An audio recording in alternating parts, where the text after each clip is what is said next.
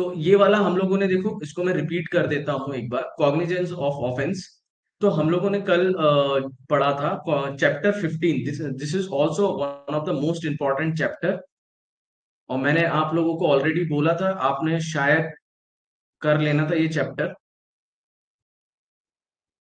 Cognizance of offence के बारे में हम लोगों ने काफी कुछ चीजें पढ़ ली थी कि who is going to take the cognizance. So वो जो एक इंपॉर्टेंट सेक्शन थी उसमें हम लोगों ने सिर्फ यही बात पढ़ी कि कॉग्निजेंस क्या होता है।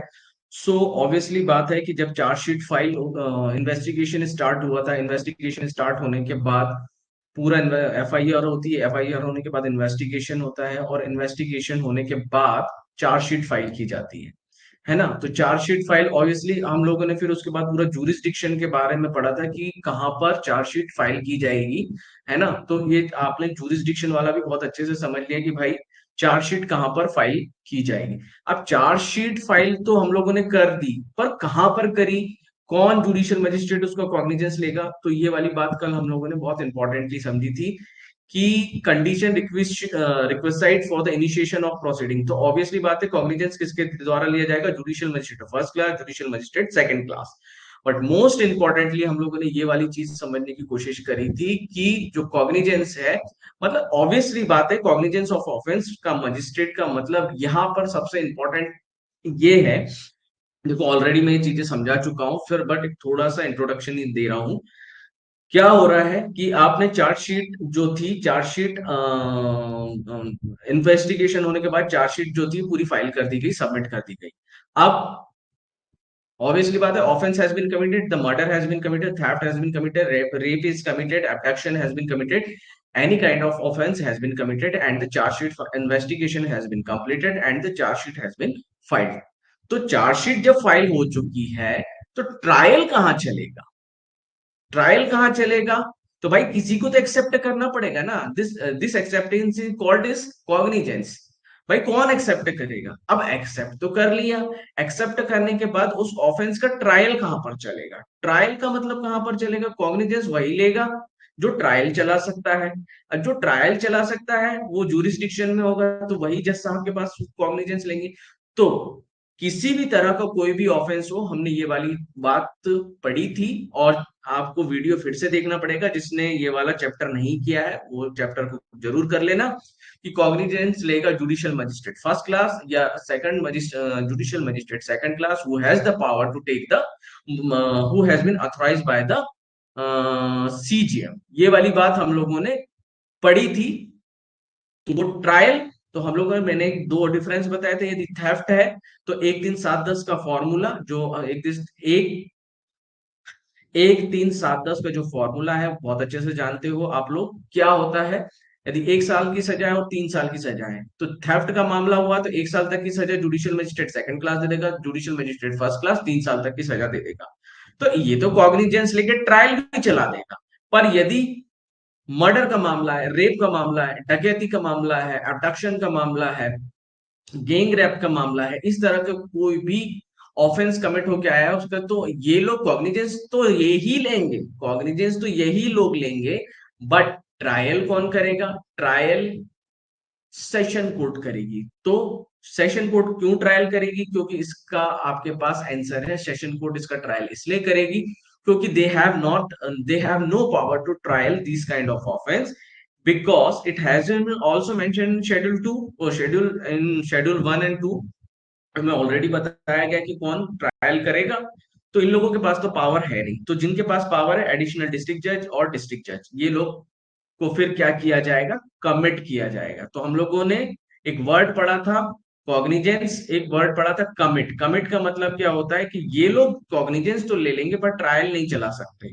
और direct cognizance can not be taken by the additional district जज और डिस्ट्रिक्ट जज और सेशन कोर्ट, सबको मिला के यदि बोला जाए तो क्या करते हैं, ये जुडिशियल मजिस्ट्रेट फर्स्ट क्लास और जुडिशियल मजिस्ट्रेट सेकंड क्लास अपने ऊपर जो है, जो भी इनके पास मर्डर का आया है, एब्डक्शन का आया है, रेप का आया है, डकैती का मामला आया है, ये लोग ट्रायल नहीं चलाएंगे, वो ऊपर कमिट कर देंगे, कॉग्निजेंस लेने के बाद कमिट करेंगे कि सर ये हमारी औकात से बस का नहीं है, हम लोग इसका ट्रायल नहीं चला सकते हैं, क्योंकि आप लोगों ने हमको इतना पनिशमेंट देने की पावर नहीं दी है।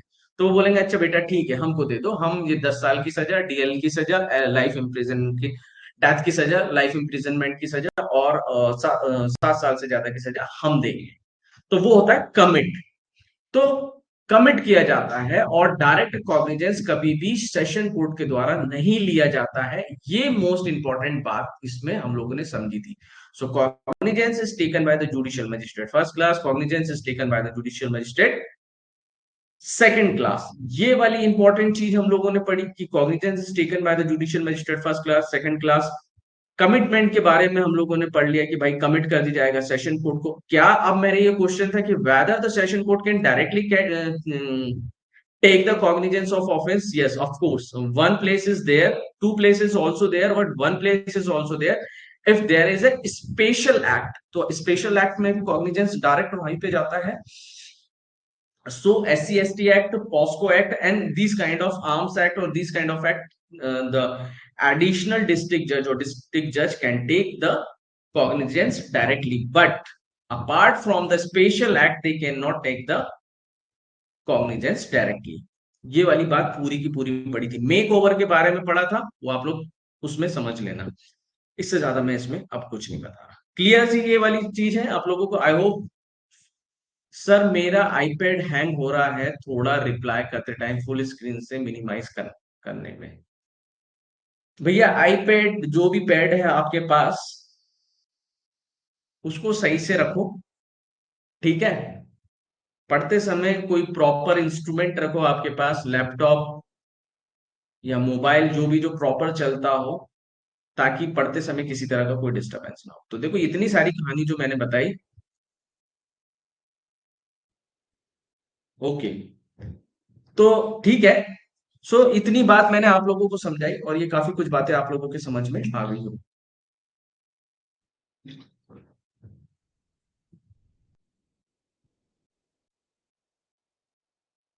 और बाकी वीडियो आप लोग देख लेना। आयुषी ने तो अटेंड पूरा किया था, तो आई होप उन्हें तो पूरा आता है।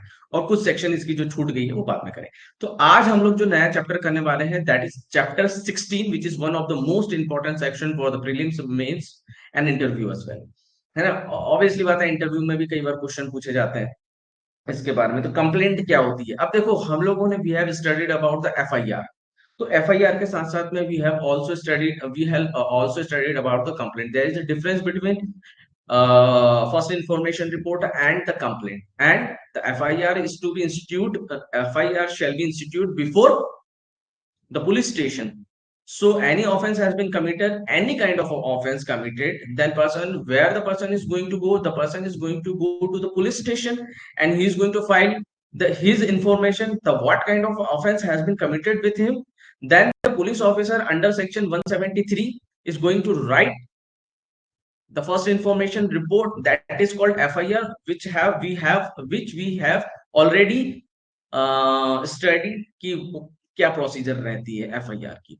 Now we are going to understand the procedure of complaint. अब आप लोगों को मैंने ये भी बोला था पर आप लोगों ने रिसर्च नहीं किया था, कुछ भी नहीं करते हो रिसर्च के मामले में।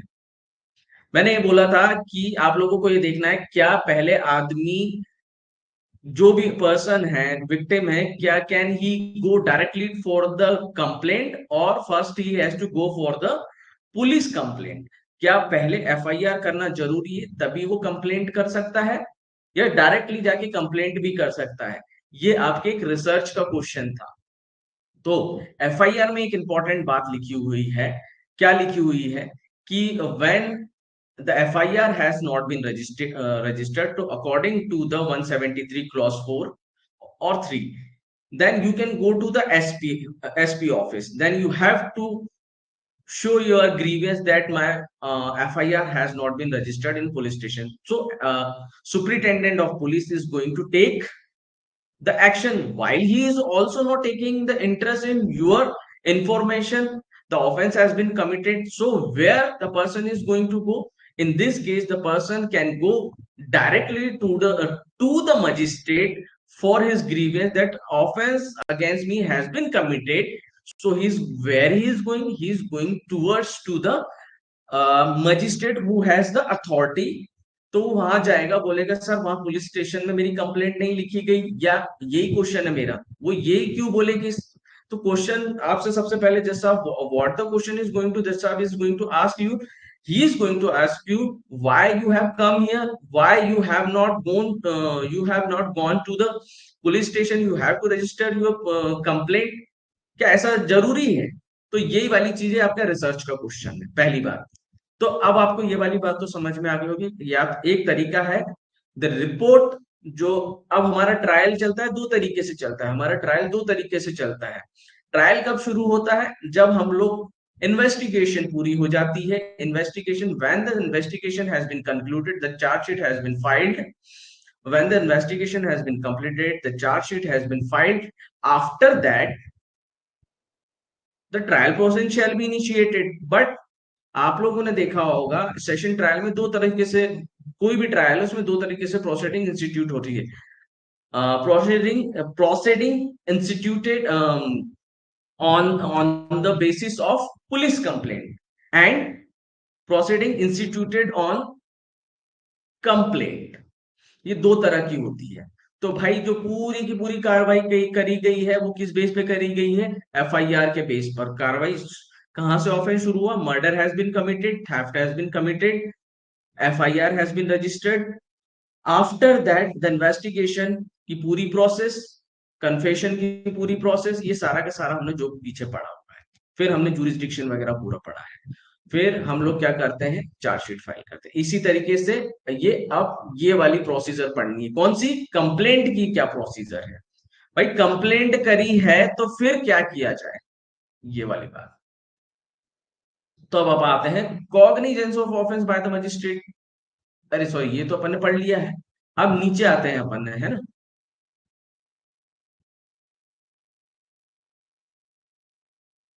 This is called chapter. जो सेक्शन छूट गई है मैं वापस करा दूंगा, जब वो आप लोग पहले, आज आपका एक, जिसने छोड़ा है उसको वीडियो पूरा देखना है। ये वाला चैप्टर देखो क्या बोल रहा है।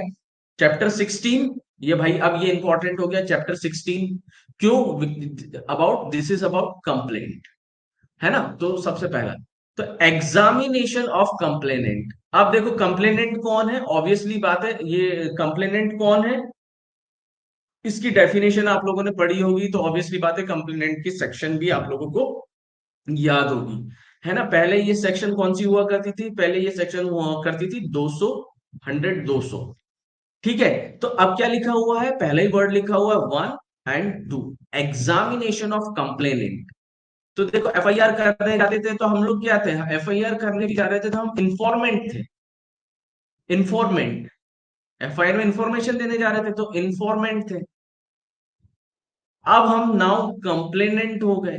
तो सबसे पहले तो क्या एफआईआर करते समय इंफॉर्मेशन की कोई, इसकी कोई एग्जामिनेशन की जाती थी क्या? क्या पुलिस स्टेशन में किसी तरह का आपका कोई एग्जामिनेशन किया जाता था? पहले आप लोगों को समझा समझा जाता था फिर लिखा जाता था कि ऐसी कोई प्रोसीजर नहीं है एफआईआर लिखाने के लिए। बट कंप्लेंट लिखाने के लिए आपका एग्जामिनेशन जरूर होगा कि आप ये जो काम कर रहे हो क्यों कर रहे हो, है ना। क्योंकि आप पुलिस स्टेशन में रिपोर्ट नहीं कर रहे हो, आप कहाँ कर रहे हो? आप इंफॉर्मेशन दे रहे हो कंप्लेंट मजिस्ट्रेट के पास। ये एक इंपॉर्टेंट चीज है।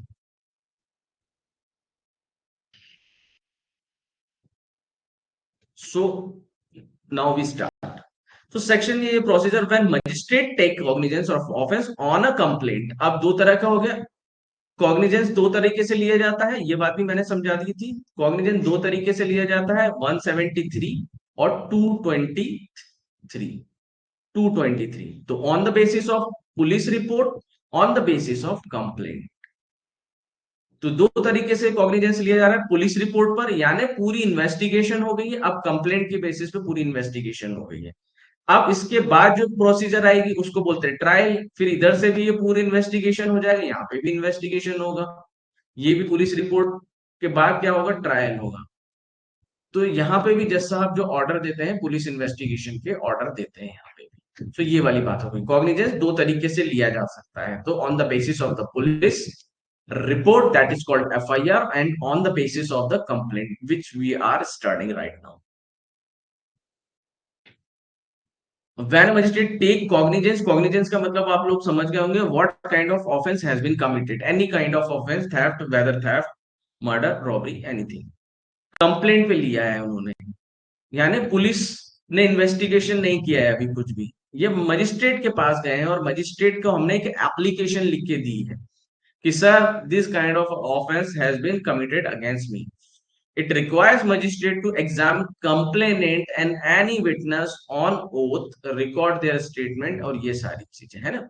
अब यही चीज अब हम नीचे पढ़ते हैं। अब मजिस्ट्रेट क्या करेगा, एग्जामिनेशन ऑफ कंप्लेनेंट, जिसके अगेंस्ट में चोरी हुई है, मतलब जिसके घर चोरी हुई है, जिसके साथ में रेप हुआ है, इस तरीके से स्टॉकिंग हुई है, व्हाट द पहला क्या बोल रहा था, general rule of examination, magistrate must examination on oath the complaint and witnesses, तीन लोगों को, दो लोगों को क्या करेगा, एग्जामिन करेगा, कंप्लेनेंट को और विटनेसेस को। The record must be written, sign and countersigned by the magistrate. ये जो भी कंप्लेंट लिख के लाए हैं कि मेरे घर में चोरी हुई है, तो चोरी हुई है तो कंप्लेनेंट को एग्जामिन करेंगे और उसके साथ में जो भी विटनेस है उसको एग्जामिन करेंगे और उनके रिटर्न साइन ले लेंगे कि ठीक है भाई। Example, a private citizen file a complaint cheating, the magistrate record is statement and two supporting witness before the court, है ना, ऐसे करके। ये वाली बात हो गई। क्या बोल रहे हैं, provision one, opportunity to hearing of accused, भाई जिसके अगेंस्ट में आपने चोरी का चार्ज लगाया है, जिसके अगेंस्ट में आपने चीटिंग का चार्ज लगाया है, उसको भी वहां पर the magistrate can not take cognizance without giving the accused an opportunity being heard. जब इन लोगों को सुना जा रहा था, जब इन लोगों के बारे में चार्ज लगाया जा रहा था, तब ये बोला गया कि भाई अक्यूज ने बोला that I also want to be present there, so before proceeding with the defamation complaint the magistrate must hear the accuse version as well. यानी अभी प्रोसीडिंग शुरू हुई नहीं है ना। तो मान लो कि भाई ए नाम के पर्सन ने बी नाम के पर्सन को बोला तू काले कोट वाला कौआ है। ये क्या हुई, एक किसी इसको बोल दी, लॉयर को, इस पे केस भी बना हुआ है, काले कोट वाला कौआ है, तो ये तो डिफेमेशन हो गई भाई, डिफेमेशन हो गई। अब ये एक तरह का क्या होगा, अब जिसको भी कौआ बोला है भैया, लॉयर को कौआ बोल दिया, और ये हो गया हमारा, ये लॉयर तो विक्टिम हो गया, तो कंप्लेनेंट भी यही है हमारा, और ये एक्यूज्ड हो गया। तो काले कोट वाले कौए हैं, तो इसने ऐसा बोला, तो ये इसको बुरा लग गया, डिफेमेशन। तो इसने कंप्लेंट करी किसके पास, बेटा मैं तो डायरेक्ट जज साहब के पास कंप्लेंट करूंगा। तो इसने वकील साहब ने डायरेक्ट कंप्लेंट कर दी कि सर इसने मेरे को काले कोट वाला कौआ बोला, ये मेरी बेइज्जती है, ऐसा करके बोला। तो एक्यूज्ड बोलता है कि नहीं साहब, जब आप इस पे प्रोसीडिंग करना चाहते हो तो मुझे भी सुनो। मैंने क्या बोला, मैंने बोला काले कोट वाले कौवे होते हैं, मैंने ऐसा कब बोला। ये वाली बात है, इतनी सी बात यहाँ पे समझाई गई है ना। तो अभी प्रोसीडिंग शुरू नहीं हुई है, दोनों का मौका मिलना चाहिए, पहली बात। एक्सेप्शन टू ओरल एग्जामिनेशन, अब देखो ऊपर वाली सारी चीजें उन्होंने रिटर्न में दी थी, ये भी देख लिया अपन ने। अब बोलते हैं when the complaint is in writing examination is not required. अब देखो exception on oral examination, when complaint is in writing examination is not required। देखो ऊपर वाले में हम लोगों ने क्या समझा, पहला जो अभी ऊपर का पॉइंट पड़ा उसमें हम लोग ओरल एग्जामिनेशन कर रहे थे सबका, दोनों का, कि ये काला कौवा है कि नहीं है ना। ओरल एग्जामिनेशन क्या कर रहे थे, कंप्लेनेंट का एंड किसका, ये एक्यूज्ड का ओरल एग्जामिनेशन कर रहे थे। पर यहां पे क्या है, when the complaint is in writing, जब ये राइटिंग में है तो फिर क्या करें, राइटिंग में है तो ओरल एग्जाम, तो फिर हमें फिर उसको एग्जामिनेशन करने की जरूरत नहीं है, नो एग्जामिनेशन। जब रिटर्न में कोई चीज आई हुई है, कब, no examination of one and two, ना कंप्लेनेंट को एग्जामिन करने की जरूरत है कि क्या तूने इसका कौवा बोला क्या, तो बोला कि नहीं भाई साहब मैंने कौवा नहीं बोला इसको। ऐसा करने की जरूरत नहीं, जब रिटर्न में है तो दोनों को एग्जामिन करने की जरूरत नहीं, जब रिटर्न में तो कब, it is made by a public servant in discharge is official duty by a court, है ना। When a complaint is in writing, examination is not required if it is made by a public servant in discharge of his official duty or a by court। यदि किसी public servant ने return में दिया है कि कोई offence जो है उसके अगेंस्ट में हुआ है, तो कंप्लेंट किसने कहां पे करी, पब्लिक सर्वेंट ने कंप्लेंट करी हुई है कि सर इसने मेरे ऊपर इन्होंने मेरे को बोला,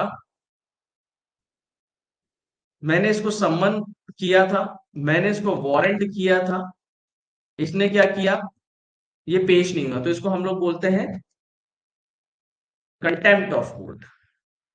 कंटेम्प्ट ऑफ कोर्ट, ये नहीं आया, तो ये जब तक ये रिटर्न में दे दिया है, तो फिर पब्लिक सर्वेंट कौन था, कलेक्टर, कि कौन सी बात नहीं मानी, सम्मन पे नहीं आया, वारंट पे नहीं आया, तो इसको कलेक्टर ने बोला सर ये तो मेरी बेइज्जती है, तो ये कंप्लेंट लिख के इन्होंने यहां पर भेज दी, कहां पर, जज साहब के पास, रेलिवेंट कोर्ट में। तो कोर्ट अब देखेगी भाई, या फिर इसने डिफेमेशन का चार्ज लगा दिया किसके ऊपर, बोला कि जो कलेक्टर साहब है रिश्वतखोर है, रिश्वतखोर है, तो कलेक्टर साहब रिटर्न में लिख के कंप्लेंट कर दिए कि सर इसने मेरे को भरी महफिल में, भरी अदालत में मेरे को क्या बोला है, मेरी ही अदालत में, रिश्वतखोर। तो इन्होंने रिटर्न में कंप्लेंट दी। तो जब ये इस तरीके से रिटर्न में कंप्लेंट देंगे, डिस्चार्ज ऑफिस ऑफिशियल ड्यूटी, क्योंकि कलेक्टर साहब अपनी ड्यूटी कर रहे थे, फिर उन्होंने रिटर्न में कंप्लेंट दे दी, तो फिर उनको नहीं बुलाया जाएगा, ये चेक करने के लिए कि इस तरह से किसी व्यक्ति ने उनको रिश्वतखोर बोला है क्या, तो इसलिए नहीं बुलाया जाएगा किसको, ना तो कंप्लेनेंट कलेक्टर ना एक्यूज को, ओरल एग्जामिनेशन उनका नहीं किया जाएगा जब कंप्लेंट रिटर्न में है और मामला इस तरीके का है। ठीक है, ये देखो एक एग्जांपल भी लिखा हुआ है यहाँ पे, एक और, a pollution control officer has a file complaint for violation of environmental law, the magistrate need not him, है ना। जो पॉल्यूशन ऑफिसर थे उन्होंने ये लिख के भेजा कि सर, रिटर्न कंप्लेंट करी किसी पर्सन के अगेंस्ट में, सर इसने वायलेशन ऑफ लॉ किया है और ये पेड़ काट रहा था, तो कंप्लेंट उन्होंने कैसे भेजी, रिटर्न में भेजी।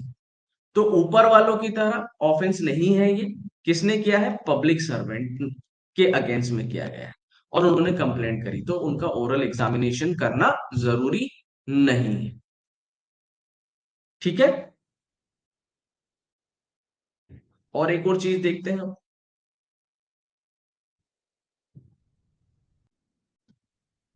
मेड ओवर, है ना, ये वाली सेक्शन और पढ़ लेते हैं। मेड ओवर का मतलब आप लोगों को पता है, कब ओरल एग्जामिनेशन, अब देखो एक बात तो समझ में आ गई, व्हेन द कंप्लेंट, पहली चीज जो हम लोगों ने समझी वो क्या, कंप्लेंट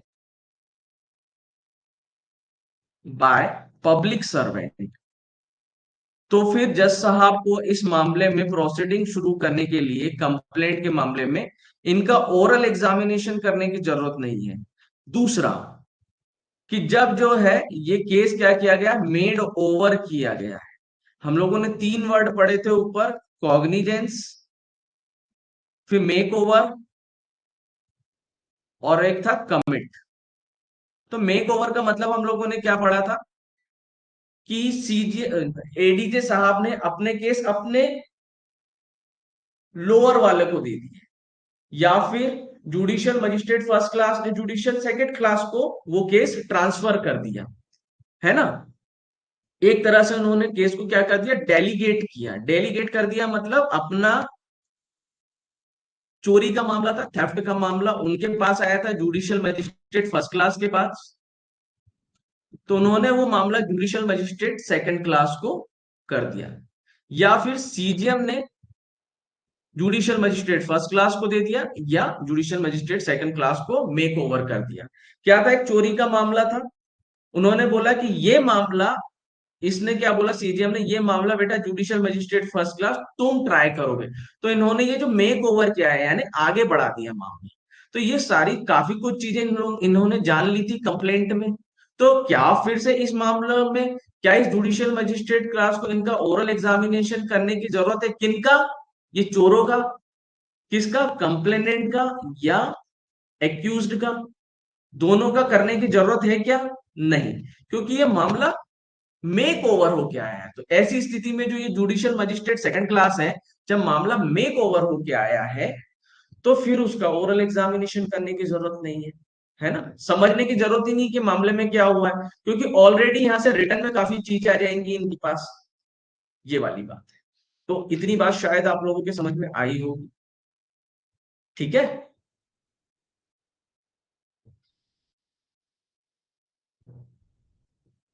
यस सर। देखो, अब कुछ नहीं बताया है मैंने, बहुत सिंपल सी चीज बताई कि कभी किसी मामले में दो बातें समझना। आप जल्दी से मैं इसको रिपीट करता हूँ। कई बार क्या होता है कि हम पुलिस एफआईआर कराने गए थे, पुलिस एफआईआर कराने के बाद ऐसे समझ लेते हैं कि जब एफआईआर कराने गए थे हम चोरी की, तो चोरी की हमारी एफआईआर को नहीं लिखा गया, पहली बात। तो हम लोग जज साहब के पास गए, जज साहब के पास जाने के बाद हम लोगों ने एक कंप्लेंट करी उनको। कंप्लेनेंट ने लिखा कि सर ये फलाने चोर ने मेरे घर में चोरी करी है। फिर कंप्लेंट लिख के दे दी गई। फिर जज साहब के पास, जज साहब ने बोला एक काम करते हैं, दोनों को बुलाते हैं और इन दोनों का हम ओरल एग्जामिनेशन करते हैं। किस किस का? हम जज साहब ने बोला कि अब मैं कंप्लेनेंट जिसके घर चोरी हुई है और एक्यूज दोनों का, अब एक्यूज बोलता है नहीं सर इसके अकेले को मत सुनो, मुझे भी सुनो। तो जज साहब ने बोला अच्छा ठीक है, मैं कंप्लेनेंट को भी सुनता हूँ और एक्यूज को भी सुनता हूँ, अभी ट्रायल शुरू नहीं कर रहा हूँ। क्या whether the offence has been committed by the accuse in house और शॉप ऑफ द कंप्लेनेंट, ये वाली बात उन्होंने ओरली सुनी पूरी की पूरी। अब ओरल लेने की जरूरत नहीं है। कब ओरल लेने की जरूरत नहीं है? एक oral examination of witness, complainant और विटनेस, इन सब की लेने की जरूरत नहीं। कौन से केस में? जबकि वो केस पब्लिक ऑफिसर की ड्यूटी करते हुए उसकी मौजूदगी में हुआ, जैसे कि उसको रिश्वतखोर को बोल दिया गया, उसके सामने जूता फेंक के मार दिया गया, चप्पल फेंक के मार दिया गया, उसके सामने किसी को मारा गया, पीटा गया। तो उन्होंने, पब्लिक सर्वेंट ने, या उनको गाली दे दी गई पब्लिक सर्वेंट को, या उनको कुछ बोल दिया गया, उनको डिफेम किया गया, उन्होंने समन वारंट जो करने के लिए बोला था वो पेश नहीं किए, तो अब ये इस तरीके के जो मामले हैं, फिर उन्होंने रिटर्न कंप्लेंट करके दी कि सर हमारी मौजूदगी में हमें ड्यूटी करते हुए। और इसका एक एग्जांपल और समझो, जैसे कि आप लोग जो कई ऑफिसर रहते हैं वो अपनी ड्यूटी परफॉर्म करने गए थे, किसी बुलडोजर डालने गए थे, वहां पर किसी का घर तोड़ने गए थे, उसमें फिर किसी ने उनके साथ में गाली गलौज मारपीट करी, तो कलेक्टर के साथ में मारपीट हुई, एसडीएम के साथ में मारपीट हुई, तो वो कंप्लेनेंट हो जाएंगे। तो उनका ओरल एग्जामिनेशन करने की जरूरत नहीं है, वो रिटर्न में लिख के दे देंगे कि sir we have gone for the demolishing of the building but we we have been unable to do that act because we have been beaten by them and abused by them. So ऐसी return complaint करके उन्होंने किसको पहुंचा दी? जज साहब को पहुंचा दी। So in this condition while they are performing their duty, the act commission of offence has been committed. बस इतनी सी बात बोली। तो फिर इस मामले में जरूरत नहीं है। और फिर तीसरा मामला जिसमें ये बोलते हैं कि अब ये चोरी वाला मामला, चोरी वाला मामला आया, तो जज साहब के पास आया, सबसे पहले उन्होंने कॉग्निजेंस लिया। तो कॉग्निजेंस लेने के बाद जुडिशियल मजिस्ट्रेट फर्स्ट क्लास ने ले लिया। जुडिशियल मजिस्ट्रेट फर्स्ट क्लास ने देखा यार ये मामला बहुत छोटा मोटा है, 6 महीने की सजा, 2 महीने की सजा है, इसने एक जरा सा छोटा मोटा सामान चुराया है, तो ये मामले को अपन जुडिशियल मजिस्ट्रेट फर्स्ट क्लास को, जुडिशियल मजिस्ट्रेट फर्स्ट क्लास सोचते हैं। उन्होंने पूरा देख लिया मामला क्या था और रिटर्न में पूरी कार्रवाई करके जुडिशियल मजिस्ट्रेट सेकंड क्लास को भेज दी कि भाई ये मामला है। तो फिर जुडिशियल मजिस्ट्रेट फर्स्ट क्लास को जब मेक ओवर करके भेजा गया है, so they need not to take the oral examination. ठीक है, बस इतनी सी बात थी इसमें।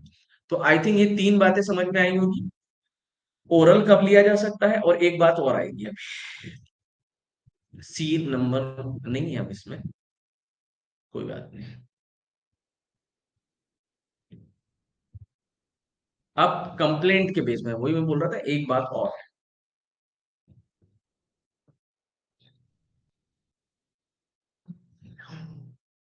ये वही वाली बात है जो मैं बोल रहा था, है ना? अब जुडिशियल मजिस्ट्रेट फर्स्ट क्लास एक तीसरी बात है ना, जुडिशियल मजिस्ट्रेट फर्स्ट क्लास या जुडिशियल मजिस्ट्रेट सेकंड क्लास। या डीजे साहब ने कोई केस देख लिया और उसको एडीजे को ट्रांसफर कर दिया, है ना, ऐसे भी किया जा सकता है। जेएमएफसी ने यहाँ ट्रांसफर, क्योंकि हमने ट्रांसफर के बारे में भी पढ़ा था लास्ट सेक्शन में, ऐसा किया जा सकता है। और डीजे ने एडीजे को ट्रांसफर कर दिया मामला। ठीक है, तो ये छोटा मोटा मामला थेफ्ट का। और ये अपन बड़ा मामला कर देते हैं थोड़ा सा, रेप का, है ना, DJ DJ. If one magistrate has already examined the complaint witness and the transfer the case under section 212, the new magistrate need not to re-examination। तो अब ये क्या बात बोल रखी है, देखो नीचे ये बोल रखा है, a CGM record the complaint statement and then transfer to a judicial magistrate second class without re-examination। अब जब सीजीएम साहब ने पूरा कर लिया था कार्रवाई, तो ऑब्वियसली बात है उन्होंने क्या किया होगा, रिटर्न में सारी कार्रवाई करी होगी, सबका एग्जामिनेशन कर लिया होगा उन्होंने, किसका, चोर का, सीजीएम साहब ने, कंप्लेंट के बेस पर, तो उनके पास पूरा रिकॉर्ड होगा रिटर्न में। तो अब ये जो जज साहब जिनके पास भेजा है फर्स्ट क्लास के पास, उनको they need not to re examination, oral examination of that person. Clear, यहां तक क्लियर हुई क्या बात? Please let me know the yes no. अब मुझे इतनी बात बताओ, यहां तक ये वाली बात क्लियर हुई क्या? जो one of the most important चीजें हैं, this is to be written in examination as well, not appeared here. Whenever I see in my chat box, I can't see that you are added or not. Only one person is showing that यहाँ पे है। सो यहां तक की बात clear हो गई अपने को। अब अपन आगे चलते हैं। देखो ये बहुत इंपॉर्टेंट चीज है, ओरल एग्जामिनेशन किया, कंप्लेंट पे किसके एग्जामिन करने की जरूरत होती है, रिटर्न में। यदि रिटर्न में चीज है तो उनका ओरल एग्जामिनेशन करने की जरूरत नहीं होती। ये तीन कंडीशन हम लोगों ने देखी। तीन कंडीशन क्या क्या देखी?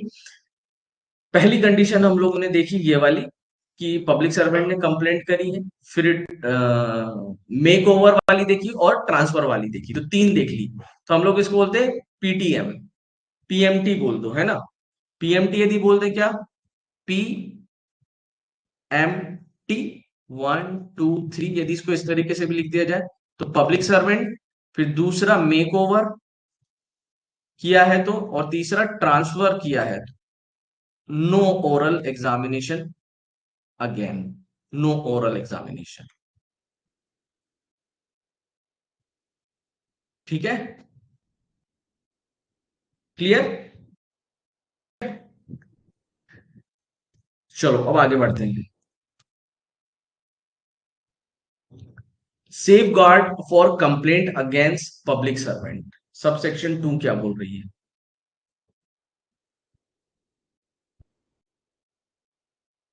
Cognizance cannot taken against public servant for acts in course of duty.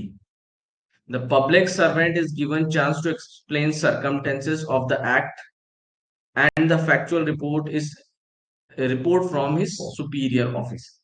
देखो एक्चुअल में ये कंप्लेंट जो है, कंप्लेंट के बारे में बहुत ज्यादा नहीं बता रही है, ये दूसरी चीजों के बारे में बता रही है कि कब कंप्लेंट नहीं ली जा सकती, है ना। अब ये वाला जो रूल पढ़ रहे हैं, इसमें ये जो सबसेक्शन 2 है, ये क्या बोल रही है? Cognizance can not taken again a public servant for act in course of duty, है ना।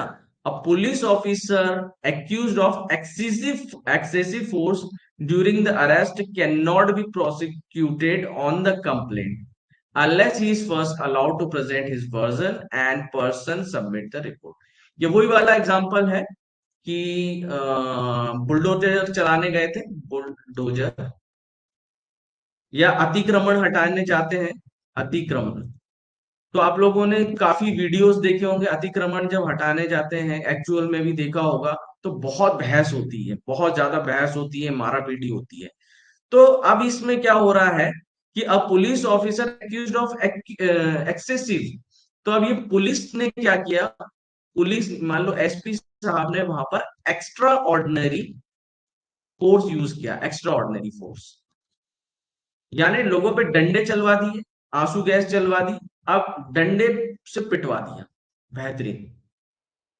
तो लोगों ने कंप्लेंट करी कि सर इतने फोर्स की जरूरत नहीं थी, कंप्लेंट करी क्या कंप्लेंट करी थी?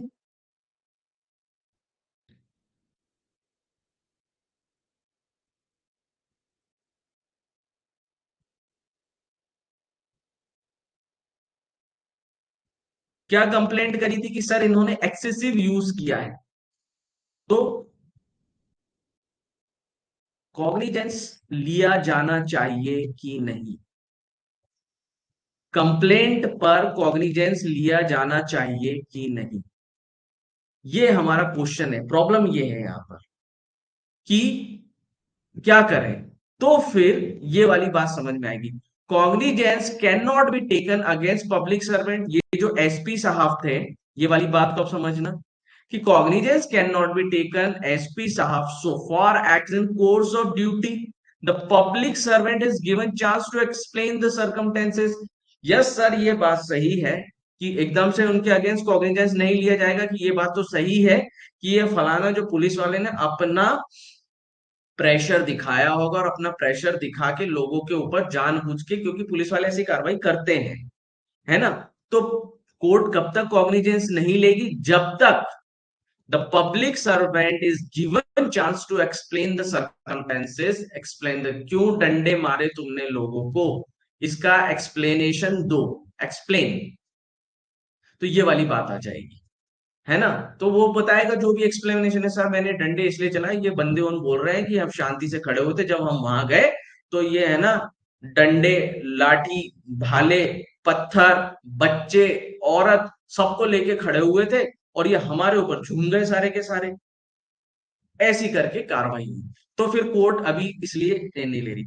A factual report is received from the superior officer, और फिर जो उसकी इंटरनल क्या इंटरनल कार्रवाई हुई, उसमें यदि उसको क्लीन चिट मिल गई तो फिर कोई कॉग्निजेंस नहीं लेगी। कोर्ट बोले कि उसने बिल्कुल सही डिसीजन लिया था।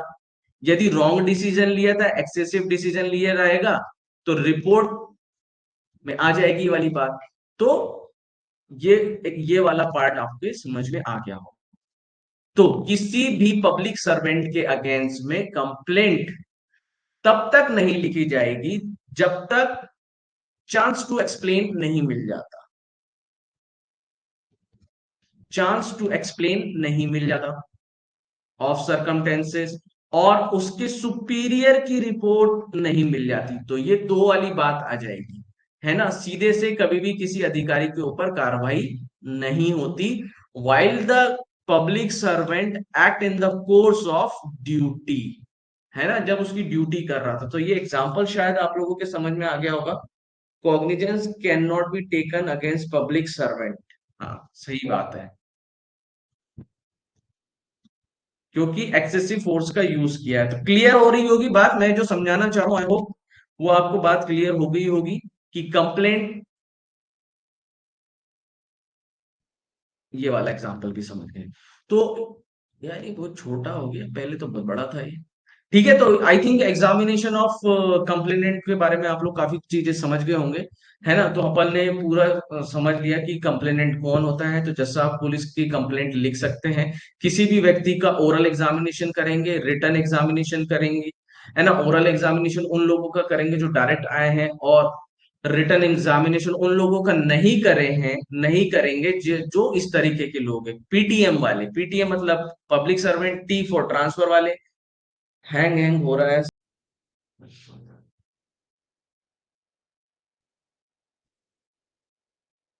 सो यहां तक हम लोगों ने देख लिया, क्लियर।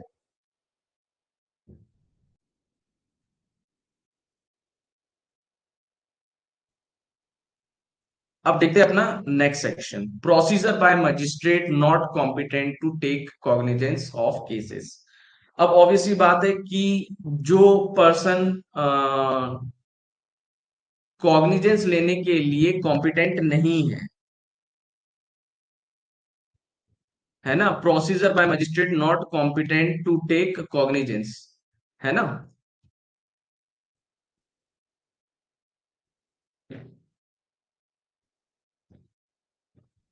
हाँ, अब ये देखो, ये लिख के भेज रही है, आयुषी की तरफ से कभी कोई कंप्लेंट नहीं आई है, मेघल की तरफ से कोई कंप्लेंट नहीं आई है, अनुज की तरफ से कोई कंप्लेंट नहीं आई है। पूरा जब से एक्ट शुरू हुआ है तब से आज क्या, इन लोगों ने तो बहुत सारे एक्ट पढ़ डाले हैं। ये तो कम से कम 4 से 5 एक्ट पढ़ चुके हैं। एक थोड़ी बहुत टेक्निकल प्रॉब्लम आती है, वो एक बात अलग है, ऐप में किसी तरह का कोई प्रॉब्लम नहीं है।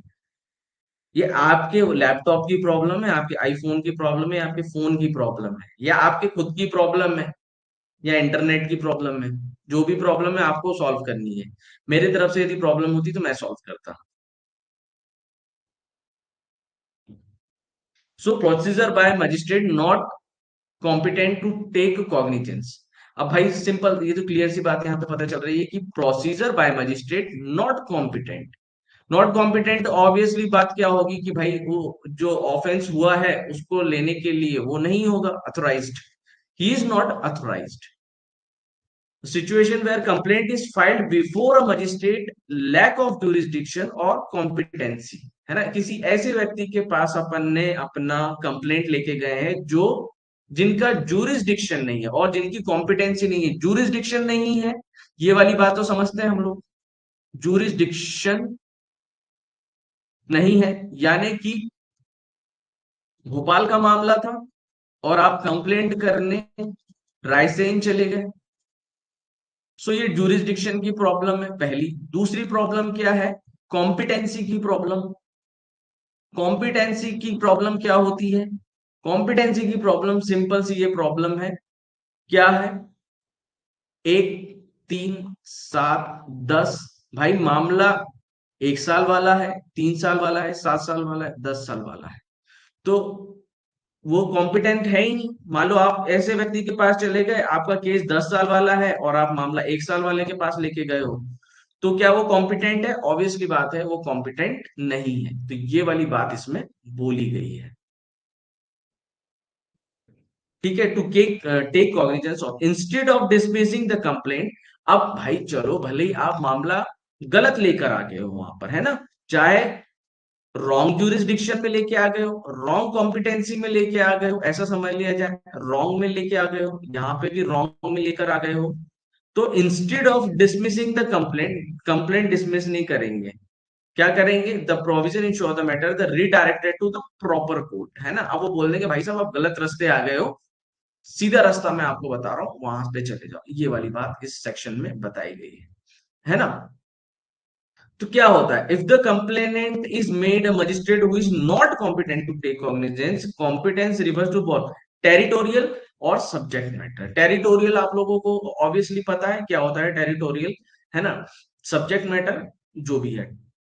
एग्जाम्पल जुडिशियल मजिस्ट्रेट से कंप्लेंट फॉर ट्रायल, ये मैंने अभी बताया, यही वाला एग्जाम्पल। क्या जेएमएफसी के पास आप पहुंच गए, जिसको सजा देने की कितनी पावर? 3 साल तक। और मामला किस तरह का है? सेशन कोर्ट का मामला है। क्या मामला है? उसमें DL 10 का पावर है।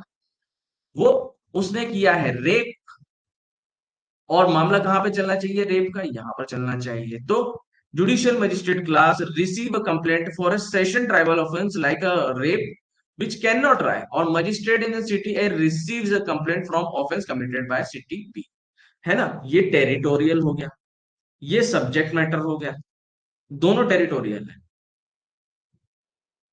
ये टेरिटरी हो गया कि भाई सिटी कौन सी थी, सिटी वाला एग्जांपल भी मैंने बता दिया। तो इस तरीके से वो क्या करेंगे?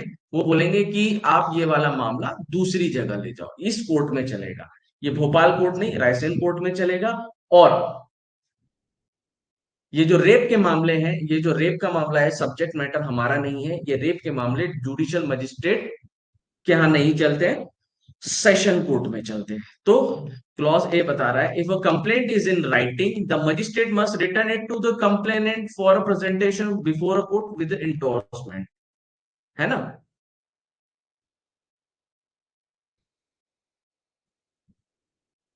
दोनों बात लिखी हुई है भाई, रिटर्न में है तो आगे पहुंचा देगा, ओरल में है तो रिटर्न कर देगा। If the complaint is in oral the magistrate direct the complaint to the proper court. If a complaint orally approach to the wrong magistrate about the property related the magistrate directed with the proper jurisdiction. अरे बोल रहा है कि sir मैं आपके court में आ गया हूँ, और ओरली बात कर रहा है, तो बोल देगा कि एक काम करो, ये जुडिशियल मजिस्ट्रेट फर्स्ट क्लास है, वहां चले जाओ। जबकि ऐसा होता नहीं है ना, ओरली कोई कोर्ट में घुस भी नहीं सकता। A written complaint is डकैती is mistakenly find a second class magistrate he endorsed। अब रिटर्न में बोला है डकैती की कंप्लेंट बना के लाए हैं, रेप की बना के लाए हैं, मर्डर की बना के लाए हैं।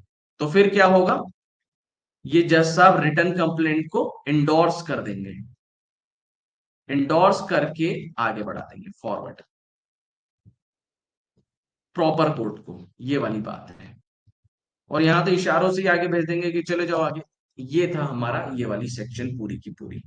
जिस जज साहब के पास जूरिसडिक्शन नहीं है, जिन जज साहब के पास जूरिसडिक्शन नहीं है कॉग्निजेंस लेने की, चाहे टेरिटोरियल हो चाहे सब्जेक्ट मैटर हो, तो इस तरीके से वो कार्रवाई करेंगे। तो वो ये वाला मैटर था पूरा। अब आता है पोस्टपोनमेंट ऑफ इशू। बस